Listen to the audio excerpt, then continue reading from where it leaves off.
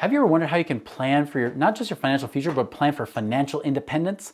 Well, then this video is for you then. How would it be if you could have all the money that take care of all the bills you have? You don't have to worry about living paycheck to paycheck. You have more than enough money coming in that you're work optional. You only work because you want to, not because you have to. And even if you don't work, everything's covered. Your bills are covered and everything. That is what I call financial independence, where you have enough income coming in to be able to pay for all of your bills and allow you to live that free lifestyle. But the question is, how do you actually plan for that? How do you actually create it? Because right now on social media, it's not obvious, right? You got a lot of people selling you stuff, but what actually works? That's what I'm gonna dive into in this video right now.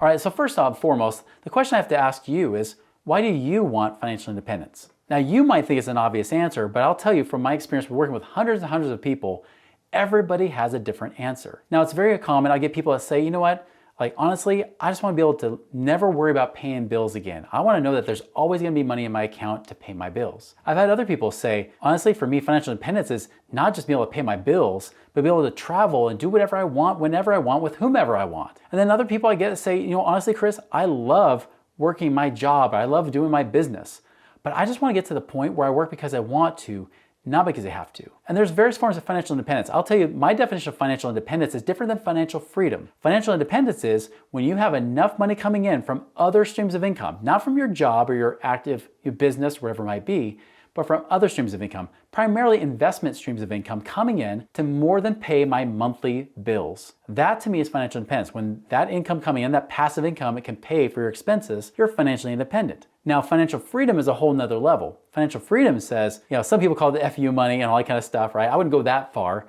But financial freedom means you got even more than enough to pay your bills and even live a great quality lifestyle, that you have the freedom to do what you want, when you want, with whomever you want. And isn't that the dream? I mean, let's be honest. I mean, we all want freedom. We all want the ability to live life on our own terms, to have control of our own destiny. I mean, come on. That's why I even went into business in the first place 23 years ago, was because the one thing I knew is that if I could become a business owner, I have the ability to make more money. I can choose my hours when I work.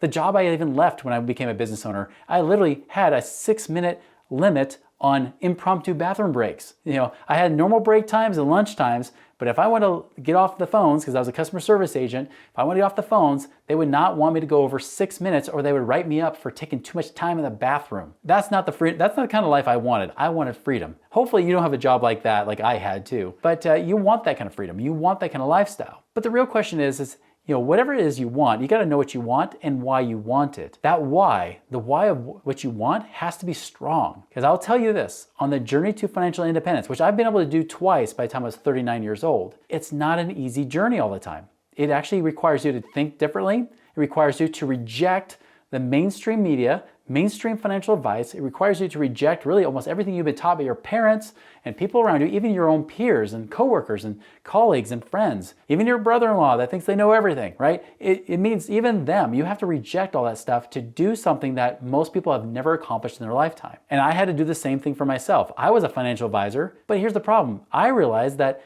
none of us, not just my clients, and by the way, it wasn't because of me and my clients weren't financially free. I inherited clients from decades of other financial advisors giving them advice, and they couldn't even retire and be financially free. So, and then even worse, when I looked around and I looked at other financial advisors that worked in my office, there was like over 100 of them. Guess what? None of them could retire either, even off their mutual funds. The only thing they had was the business they were making, the active income they made. When I left and I decided I'm never going to go back to financial advising again, because I realized that real estate investing was something that seemed better. I started looking at real estate investing, and later that next year, after I quit being a financial advisor, started getting into the real estate investing and focusing on passive income, then all of a sudden that next year, I was able to retire when I was 28, almost 29 years old. Now, people are like, wait, but you retired twice. Yeah, because I screwed up the first time. And in some ways, it was kind of, you know, one of those painful, serendipitous things, because it got me to prove it again. Because yeah, I went from millionaire to upside down millionaire because during the recession, our company was going under. It almost went bankrupt. I almost went bankrupt personally. I mean, everything was going under, especially with real estate values and everything else. I was in a hard place. I had to pay back a lot of debt and then build up savings to then invest to create enough passive income to then once more pay for my monthly expenses, which had increased because my kids got older and I had more of them. And so there I was able to do it by the end of 2016 when I was 39 years old. So how did I do it twice? I screwed up the first time and had to redo it again. But I did it again. And the cool thing is I've helped other people do it as well. And so the first thing you gotta do is you gotta really question your mindset about money. You cannot have an accumulation mindset. You cannot think that you just gotta set it and forget it. Squirrel your money away, put it in those mutual funds, which really create mediocre returns with high risk. Don't do that. That stuff is the long, hard, proven way of not creating financial independence. Very few people ever do. Did you know Fidelity, who has 45 million accounts, people in the US that have accounts with them, only 810,000, 1.8% of them have over $1 million. And of that, financial advisors say only pull off 3% a year. That's 30,000 a year. And just so you know, those same people that were also surveyed that had over $1 million, that 1.8%, 35% of them, so more than a third of them, thought it would take a miracle to be able to retire because they knew they couldn't live on that 3%. Think about it. Even the small percentage of people that seem like they're successful, it's just not enough, at least not using that strategy. So what do you do differently? So the thing you gotta start doing is switch from an accumulation mindset to an acceleration mindset. Income, cash flow is the essential thing. Give you an example. I had one of my clients who had $1 million in his retirement accounts. His financial advisor said, you can live on $30,000 a year, but he said, well, no, I can't live on that, especially in the state of California. And so he started looking around. He started I was gonna say trolling YouTube. Hopefully you're not trolling it, but you're searching. He was searching just like he was. He found different podcasts, found ours, and he said, I'm gonna reach out to these guys. And so he reached out to us, became a consulting client, a one-on-one consulting client. And as we started looking at his money, we said, well, we can invest it here. You have different options to do this or this or this. And he decided to pick some of the options he liked. He got a couple duplexes that are rentals that are managed by somebody else.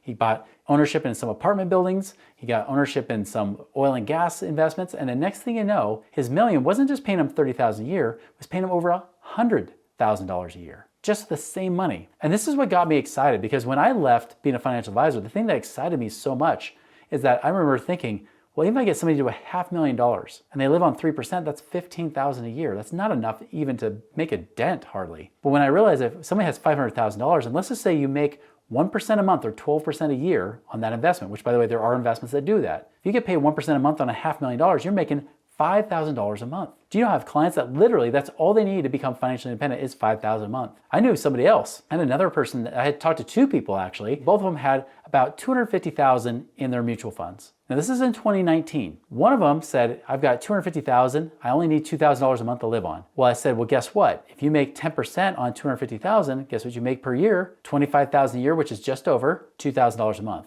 I'm like, you could technically retire in the next year. By the way, her retirement goal after talking to her financial advisor, she was like, I hope and pray I can do it in 10 years. And then I come around, I disrupt the whole thing of saying, well, if you make 10% a year on your money consistently as income, not just compounding interest or whatever, now you can actually live on $25,000 a year. You could be financially independent. She didn't believe it. She's like, it's too much for my brain to handle. I can't do it. But at the same time, I had another client, had also $250,000 mutual funds. He said, I'm going to try this out. And so he did. He went and tried it out. He bought some rentals and did some different things.